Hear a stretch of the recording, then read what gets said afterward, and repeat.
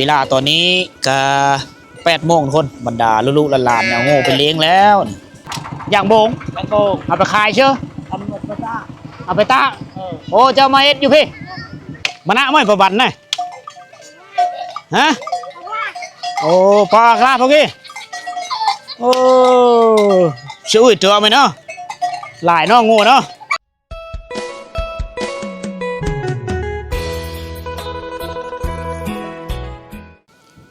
ทักทายสบายดีพ่อแม่พี่น้องสบายดี FC ทุกท่านเด้อ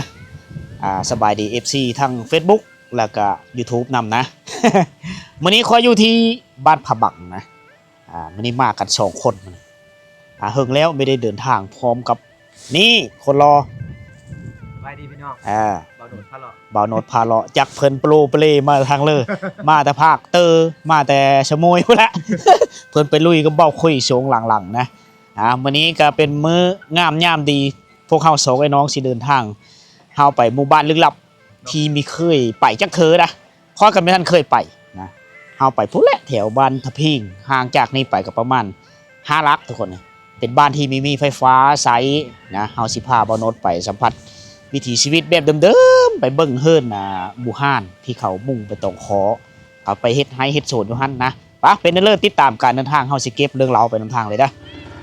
ในการเดินทางไปบ้านทะพิงครั้งนี้เฮาก็จะได้ผ่านไปตามสายทางที่เขาเอิ้นว่าบ้านกระดอยแหละทุกคนอันนี้คือบ้านกระดอลืมเขาเอิ้นว่าผาบังนะเวลาตอนนี้ก็8 โมงทุกคนบรรดาลุๆหลานๆเนี่ยโง่ไปเลี้ยงแล้วเขาเจ้าจะเลี้ยงตลอดปีเลยนะเพราะว่าเขตนี้เป็นหลังจากหูดเข้าไฮแล้วเก็บเกี่ยวเข้าไฮแล้วนี่ยังมีสวนมันต้นนะหลายแห่งฉะนั้นชาวบ้านจะจำเป็นต้องได้เลี้ยงโง่ตลอดปีเลยนี่ละว่าบ้านเจ้าบ่อ๋อบ้านตลอดเลยนอกแกเลี้ยงตลอดเลยได้บ้านคำว่าบ้านเจ้านี่มันเลี้ยงงูตอนเช้าๆนี่เขาจะเอาไปโอ้ตอนแรกๆนี่เอามาเฮือนเอาเฮาเคาะเฮาแรงนะอันนี้คือวิถีชีวิตอยู่ในเขตผู้ดอยเขตผาบังหรือว่าเขาเอิ้นว่าธนาคารโซนตู่ทุกคนฝากเงินล้านเงินแสนไว้นำซัดเลี้ยงในช่วงหน้าฝนนะการไปมาแถวนี้จะยุ่งยากได้นี่ส่วนหลายกับเวลาฝนตกน้ำอยู่นี่มันจะไหลท่วมโขจมมานี่เรียกว่าเขาเอิ้นว่าโขน้ำล้นนี่แหละยามแรงยามเช้านี่ชาวบ้านจะลงมาอาบน้ำอยู่นี่ได้แต่ว่าเมื่อนี้ยังไม่เห็นเพราะว่าอากาศมันหนาวทุกคนน้ำใสน้ำสายนี้จะไหลมาจากบ้านตะพิงบ้านที่ชุมเฮาจะไปในตอนนี้นะแก่ไม้ยางโบไปเมื่อนี้เดินทางด้วยความหนาวทุกคน สายลมพัดแห้งโตนมาจากโหผู้โหผาเขตผาบังเอาความเยือกเย็นมาเฮือชาวบ้านก็ฮดกระจูกระโจนดังไฟฟิงอยู่เฮิรนเพื่อเฮิรนมัน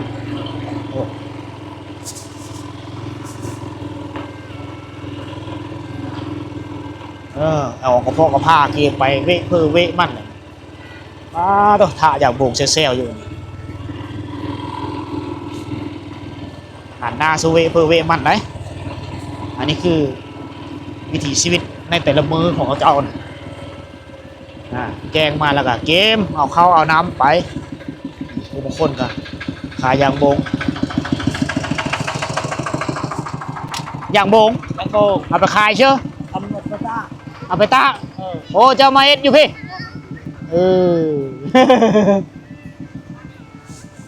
เอาผู้บางคนก็ขายยางบงคนนี่กำลังฆ่าได้ตัดมาเซลอยู่วิถีชีวิตยามเช้าในระหว่างการเดินทางนี่ละเอาซื้อนะไปนี่ก็จะเป็นบ้านสปองลัดไปเสือบ้านนาไปเสือบ้านซบลู่อันนี้คือเส้นทางไปพุ่นและออกชายแดนเวียดนามเอาเลี้ยวซ้ายนี่ก็จะไปบ้านท่าพิงทุกคนซึ่งมีระยะทางอยู่4 กิโลเมตร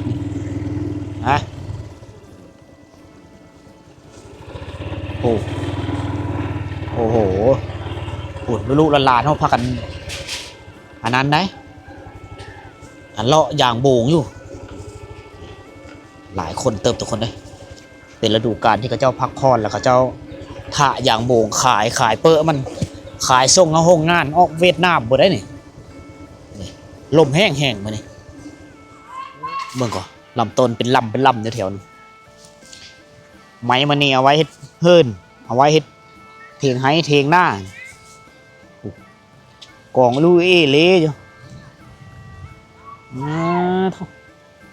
นี่เบิ่งกว่าอันนี้คือเศรษฐกิจขอบโคเพิ่มมันตะอย่างโบงเนาะปบแล้วทากอ่ะนี่เป็นลำเขาจะตัดมาไม้มันเนี่ยไว้เฮ็ดฟืนเนี่ยโอ้ยชีนะไหนตะในบ้าไปนะตะอายะไหน ซอยเวพ่อแม่เป็นเบิร์ดนี่เขาเจ้าอุปกรณ์ที่เขาเจ้าทะเนี่ยคือเอาเสียมได้เสียมที่เขาเจ้าไปขุดที่ล้อนะมาทะเลย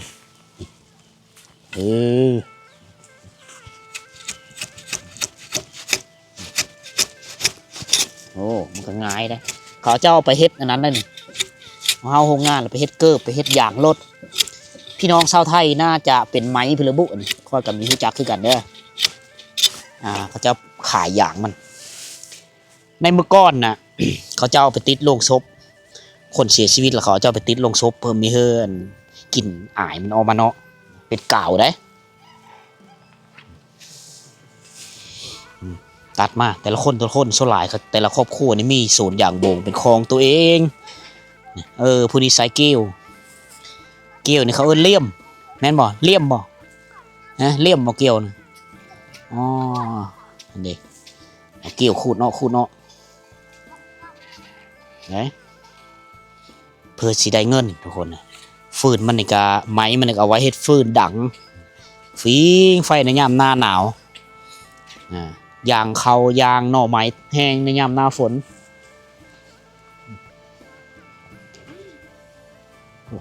อันนี้คือเฮิร์นซานบ้านซ่องเขาเจ้าเนี่ยอยู่นี่นะ เอาเข้าไปไว้อยู่เฮิร์นแต่ละคนบางคนก็เอาไว้อยู่เล้าอันนี้คือบ้านกระโดดยังไม่ทันฮอดบ้านตะพิงทุกคน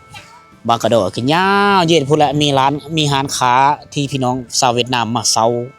ขายกันอยู่นี่แหละขายเครื่องมาคิดเกิดแป้งโน่เพลยขาดเครื่องนี่มันไปซื้ออยู่หันมูกะโลมาแล้วเจ๊กันนะบอกแต่ดังเนาะโยเจ๊เป็นประธานในขายเธอกำลังเอามาทะ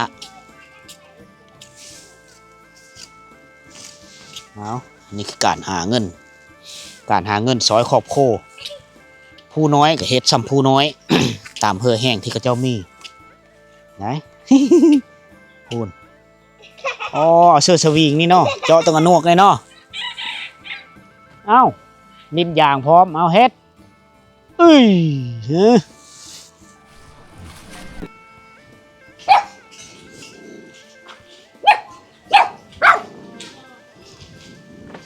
ทหารย่ามนี่เนาะพากันเฮ็ดเฮิร์นไผ่เฮิร์นมันหนาวไม่ได้ดังไฟฟิงพร้อมขายโลดได้โลเท่าไหร่ปีนี้ฮะ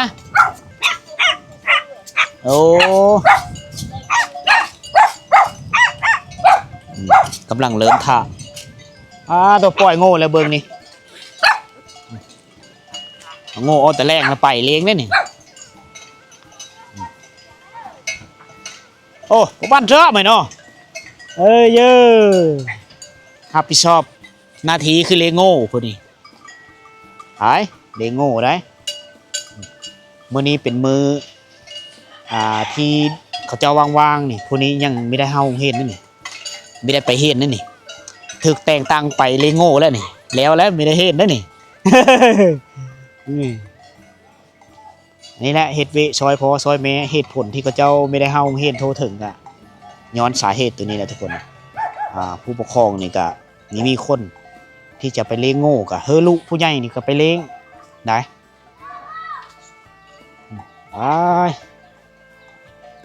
เอาแล่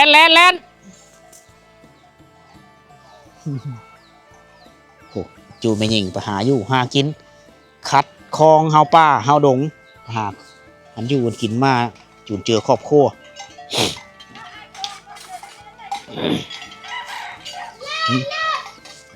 บ่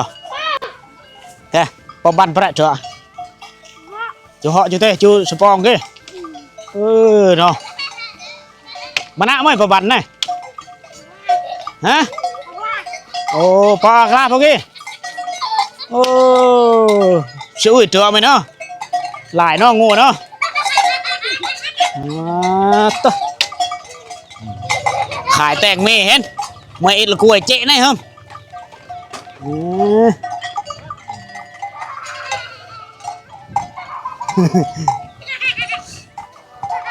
ตายโอ้ไม่บันพวกนี้ไปเลี้ยงอยู่พุ่นเนาะ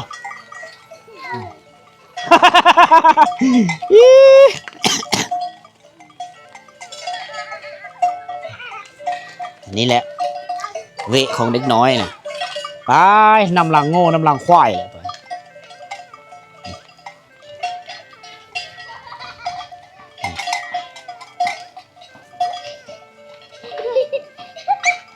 คักหรือรถไหมเนาะโอ้รถตัวคักเนาะ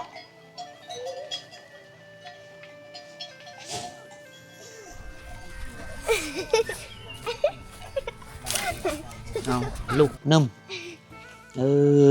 อายะในลูกนึ่มเบิ่งก่อนกันเห็ดอย่างบุงมันก็ไม่ได้ง่ายนะอย่างมาต้องติดทรงติดเสื้อติดมือเพราะว่าอย่างไม้ชนิดนี้เป็นอย่างที่เหนียวเขาจะไปเห็ดเก่าเห็ดเพสังกะมีนะหลังจากผ่าแล้วต้องได้เก็บถอนโฮมเอา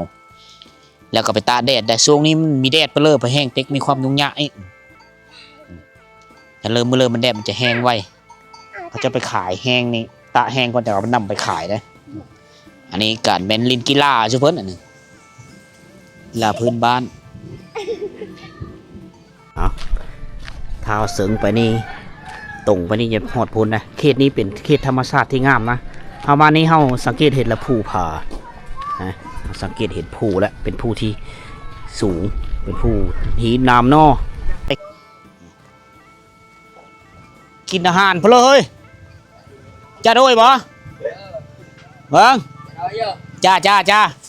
โอ้ผู้บ่าวนี่ป๊บแล้วเนี่ยอาหารก็รอโอ้นางกินแบบนี้เนาะคักเนาะฝุ่นเอาปิดหลังเสิร์ฟมาในโต๊ะได้ หอยยังอยู่ตัวเอิญนี่รอเนี่ยตัวนี้หอยหอมรอลูกเอาพากันนั่งกิน2-3น้องอายบอกพวกนี้นะฮะกระเชียดบอกอ๋อพากันกินข้าวหน่อไม้ต้มน้ำจะมีน้ำต้มหน่อไม้ไหลยังพอได้กินอยู่ได้หน่อไม้ไหลนะไปเลยแกเลิกแกเอาผู้บางคนกำลังกินข้าวแต่งอยู่โคกินโอ้พากระตำข้าวตำน้ำท่ายางบูแซวอยู่แถวนี้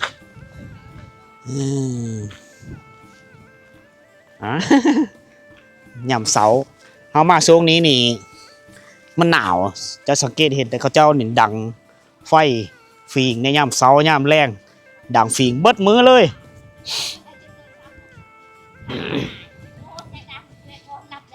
เถอะ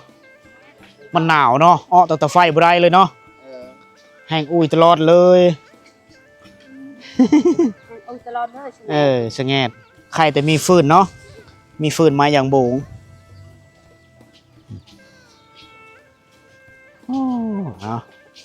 สภาพเฮิ่นก็เบิ่งเอา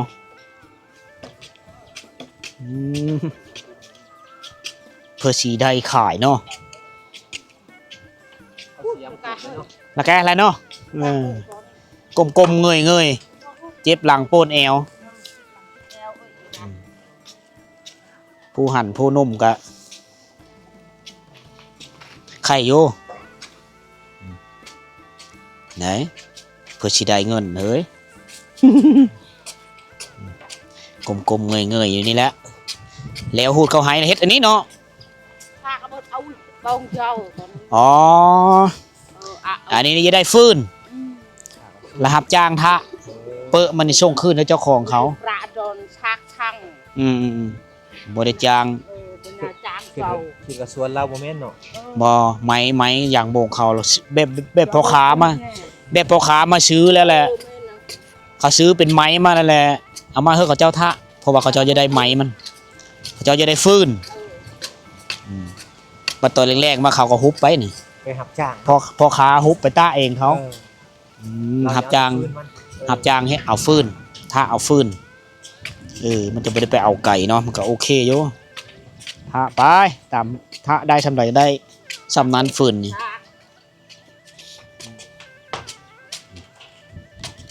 คือการหับจ้าง